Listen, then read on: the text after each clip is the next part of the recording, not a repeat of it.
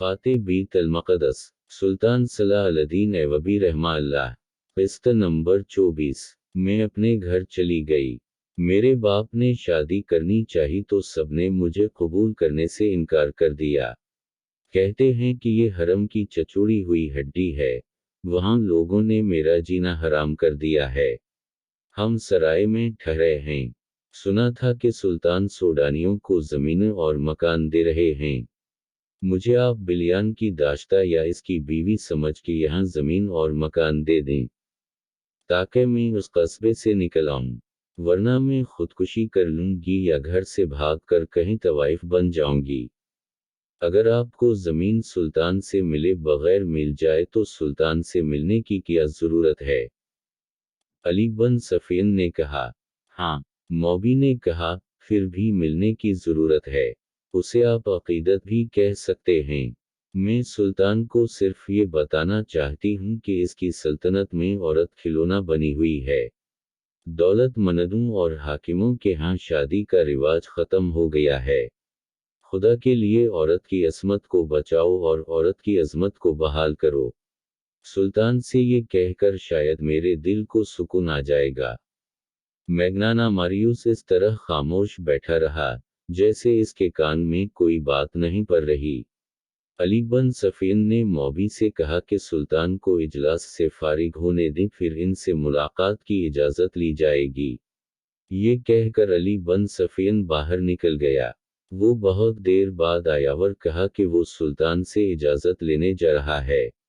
وہ سلطان ایوبی کے کمرے میں چلا گیا اور خاصی دیر بعد آیا۔ اس نے موبی سے کہا کہ اپنے باپ کو سلطان کے پاس لے جاؤ۔ اس نے انہیں سلطان ایوبی کا کمرہ دکھا دیا۔ کمرے میں داخل ہونے سے پہلے دونوں نے باہر کی طرف دیکھا۔ وہ غالباً قتل کے بعد وہاں سے نکلنے کا راستہ دیکھ رہے تھے۔ سلطان کمرے میں اکیلا تھا۔ اس نے دونوں کو بٹھایا اور موبی سے پوچھا، کیا تمہار باپ پیدائشی گونگا اور بہرا ہے؟ ہاں سلطان محترم، موبی نے جواب دیا، یہ اس کا پیدائشی نقص ہے۔ سلطان ایوبی بیٹھا نہیں، کمرے میں ٹہلتا رہا اور بولا، میں نے تمہاری شکایت اور مطالبہ سن لیا ہے۔ مجھے تمہارے ساتھ پوری ہمدردی ہے۔ میں تمہیں یہاں زمین بھی دوں گا اور مکان بھی بنوا دوں گا۔ سنا ہے تم کچھ اور بھی مجھ سے کہنا چاہتی ہو۔ اللہ آپ کا اقبال بلند کرے۔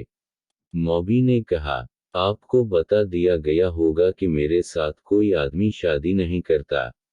لوگ مجھے حرم کی چچوڑی ہوئی ہڈی، فاحشہ اور بدکار کہتے ہیں اور میرے باپ کو کہتے ہیں کہ اس نے بیٹی بیچ ڈالی تھی۔ آپ مجھے زمین اور مکان تو دے دیں گے، لیکن مجھے ایک خاوند کی ضرورت ہے جو میری عزت کی رکھوالی کرے۔ اس نے جھجک کر کہا، میں ایسی بات کہنے کی جرات نہیں کر سکتی، لیکن اپنی ماں کی عزداشت آپ تک پہنچانا چاہتی ہوں کہ آپ اگر میری شادی نہیں کرا سکتے تو مجھے اپنے حرم میں رکھ لیں۔ آپ میری عمر، میری شکل و صورت اور میرا جسم دیکھیں۔ کیا میں آپ کے قابل نہیں ہوں؟ یہ کہہ کر اس نے میگنانا ماریوس کے کندھے پر ہاتھ رکھ کر دوسرا ہاتھ اپنے سینے پر رکھا اور سلطان ایوبی کی طرف اشارہ دیا۔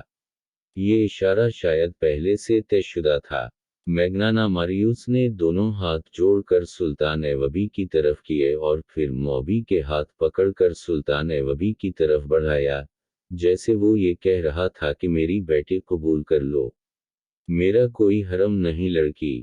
سلطان ایوبی نے کہا، میں ملک سے حرم، قہوہ خانے اور شراب ختم کر رہا ہوں۔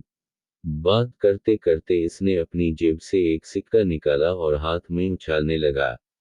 اس نے کہا، میں عورت کی عزت کا محافظ بننا چاہتا ہوں۔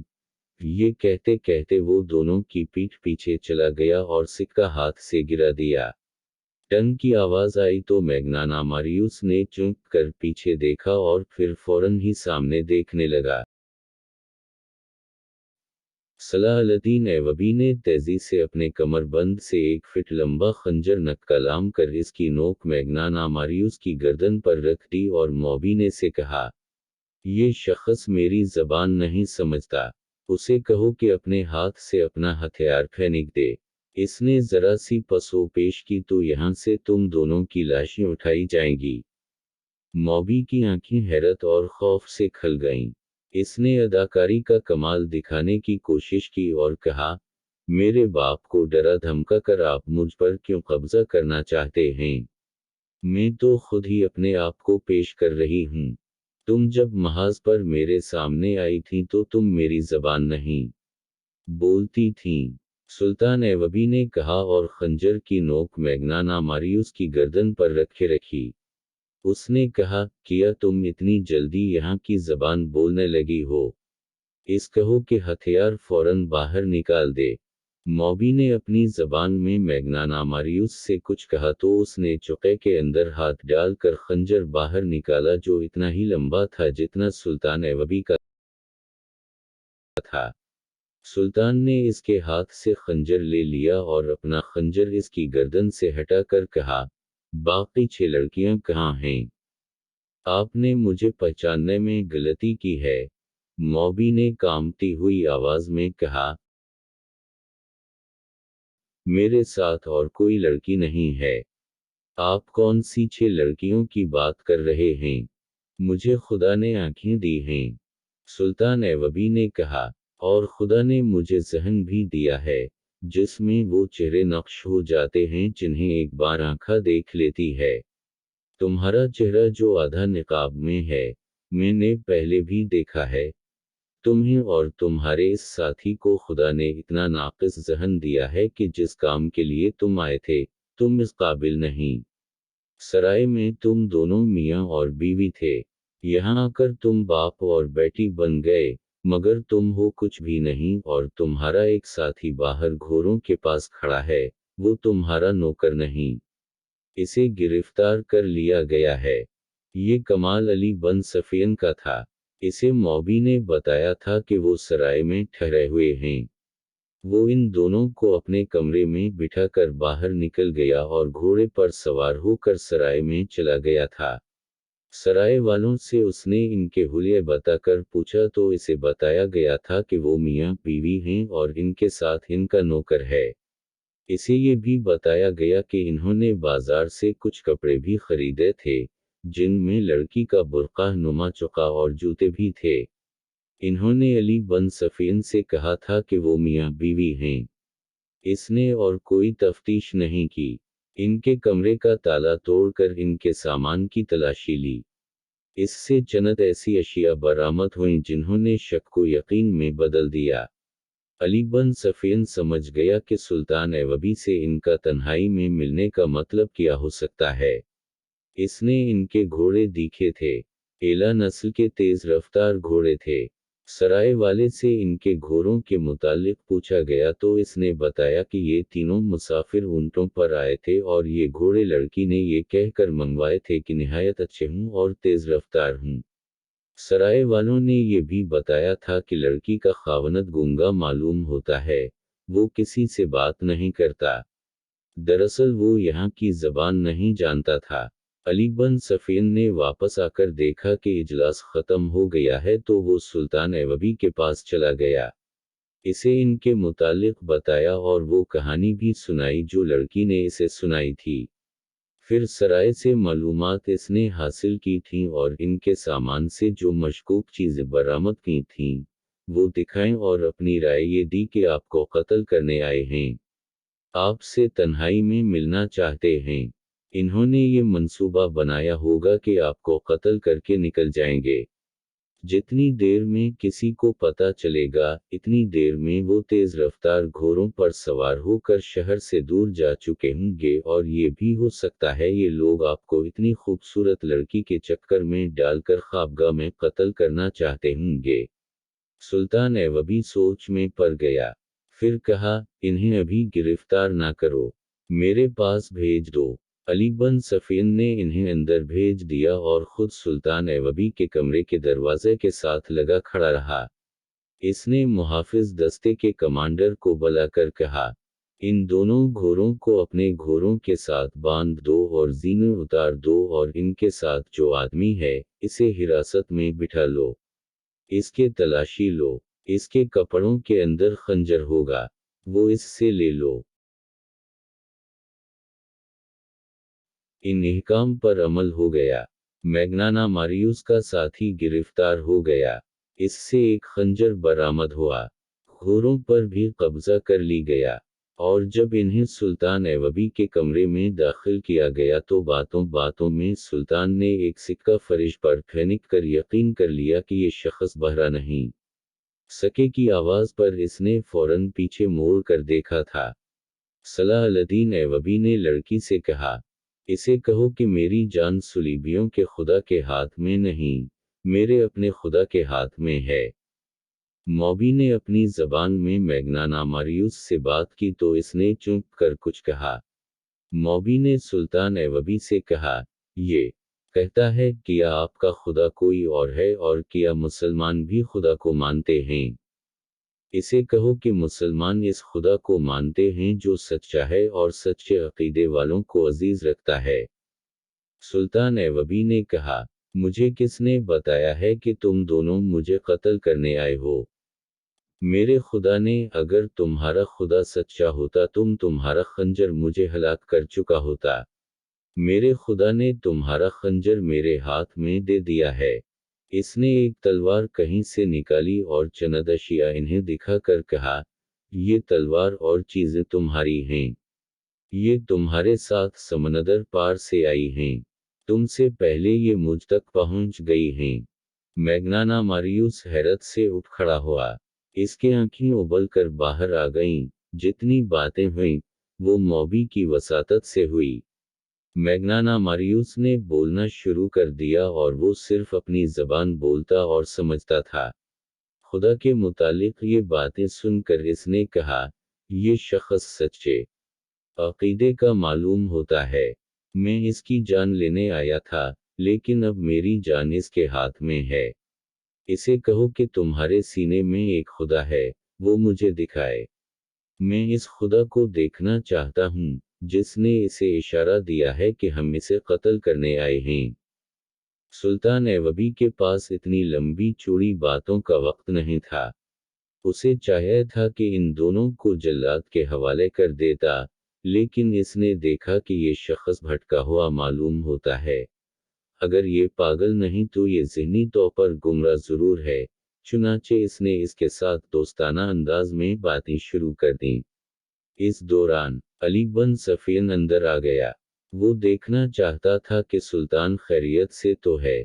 सुल्तान ऐवबी ने मुस्कुरा कर कहा, सब ठीक है अली, मैंने इनसे खंजर ले लिया है। अली बन सफियन सुकून की आह भर कर बाहर चला गया। मैग्नाना मारियूस ने कहा, पीशतर इसके कि सुल्तान मेरी गर्दन तन से जुदा कर दे। मैं अपनी जिंदगी की कहानी सुनाने की मोहलत चाहता हूँ। मैग्नाना मारियूस ने कहा, पीशतर इसके कि सुल्तान मेरी गर्दन तन से जुदा कर दे। मैं अपनी जिंदगी की कहानी सुनाने की मोहलत चाहता हूँ। सुल्तान ऐवबी ने इजाजत दे दी। मैग्नाना मारियूस ने बिल्कुल वो कहानी जो रात सहरा में इसने अपने पार्टी कमांडर और अपने साथियों को सुनाई थी, मनोन सुल्तान ऐवबी को सुना दी। अब के इसने सलीब पर लटकते हुए हजरत सल्लल्लाहु के बूत कुनवारी मरियम की तस्वीर और पादरियों के उस खुदा से जिससे वो पादरी की इजाजत के बगैर बात भी नहीं कर सकता था, बेजारी का इजहार और ज्यादा शिद्दत से किया और कहा, मरने से पहले मुझे खुदा की एक झलक दिखा दो।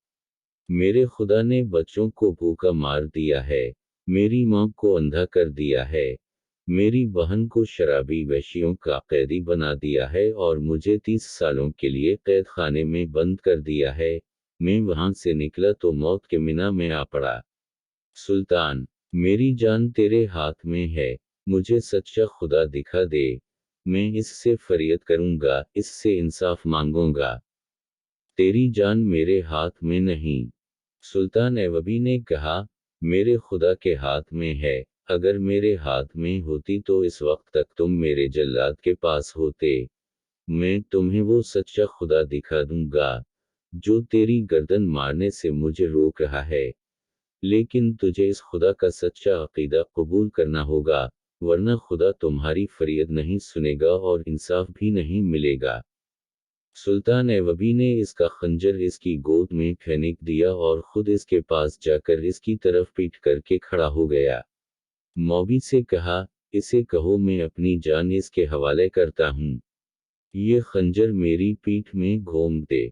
मैग्नाना मारियूस ने खंजर हाथ में ले लिया, इसे गौर से देखा। सुल्तान ऐवबी की पीठ पर निगाह दौड़ाई, उठा और सुल्तान के सामने चला गया। इसे सर से औंग तक देखा। ये सुल्तान सलाह-अल-दीन ऐवबी की जलाली शख्सियत का असर था या सुल्तान की आंखों की चमक में उसे सच्चा खुदा नजर आ गया कि इसके हाथ काम पे। इसने खंजर सुल्तान ऐवबी के कदमों में रख दिया। वो दौजानू बैठ गया और सुल्तान के हाथ चूम कर ज़ारो क़ितार रोने लगा। मौबी से कहा, इसे कहो कि या तो ये खुद खुदा है या इसने खुदा को अपने सीने में कैद कर रखा है। इसे कहो मुझे अपना खुदा दिखा दो। सुल्तान ऐवबी ने उसे उठाया और सीने से लगाकर अपने हाथ से इसके आंसू पहुंचे। वो तो भटका हुआ इंसान था। इसके दिल में मुसलमानों के खिलाफ नफरत भर दी गई थी और इस्लाम के खिलाफ जहर डाला गया था। फिर हालात ने इसे अपने मजहब से बेजार किया। ये एक कसम का पागलपन था और एक तशनगी थी जो इसे ऐसी खतरनाक मुहिम पर ले आई थी।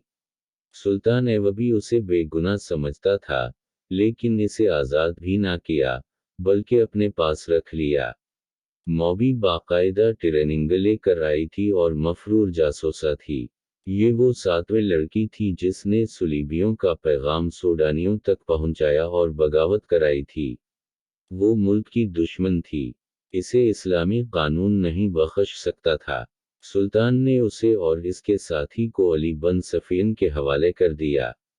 तफ्तीश में दोनों ने इकबाल जुर्म कर लिया और ये भी बता दिया कि रसद के काफिले को इन्होंने ही लूटा था और लड़कियों को भी इन्होंने आज़ाद कराया और मुहाफिज दस्ते को हलाक किया था और बिलियन और इसके साथियों को भी इन्होंने हलाक किया था।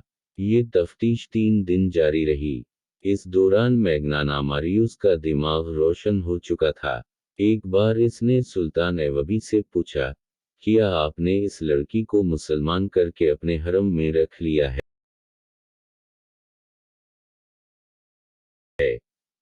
आज शाम को इसका जवाब दूंगा। सुल्तान ऐवबी ने जवाब दिया। शाम के वक्त सुल्तान ऐवबी ने मैग्नाना मारियूस को साथ लिया और कुछ दूर जाकर एक अहाते में ले गया। लकड़ी के 2 तख्ते पड़े थे। इन पर सफ़ेद चादरें पड़ी हुई थीं। सुल्तान ऐवबी ने चादरों को एक तरफ से उठाया और मैग्नाना मारियूस को दिखाया। इसके चेहरे का रंग बदल गया। इसके सामने मौबी की लाश पड़ी थी और दूसरे तख्ते पर इसके साथी की लाश थी। सुल्तान ऐवबी ने मौबी के सर पर हाथ रखकर पीछे खींचा, गर्दन कंधे से जुदा थी। इसने मैग्नाना मारियूस से कहा, मैं इसे बख्श नहीं आ सकता था।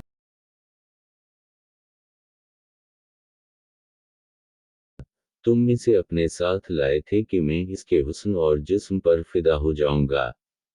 मगर इसका जिस्म मुझे जरा भर अच्छा नहीं लगा। ये नापाक जिस्म था।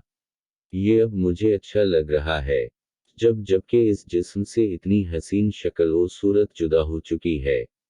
मुझे ये बहुत अच्छी लग रही है। अल्लाह इसके गन्नाहे मुआफ करे।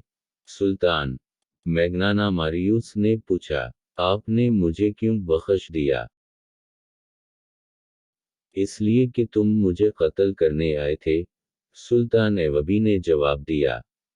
मगर ये मेरी कौम के किरदार को कत्ल करने आई थी और तुम्हारा ये साथी भी सोचे समझे मंसूबे के तहत बहुत से लोगों का कातिल बना और तुमने मेरा खून बहाकर खुदा को देखना चाहा था।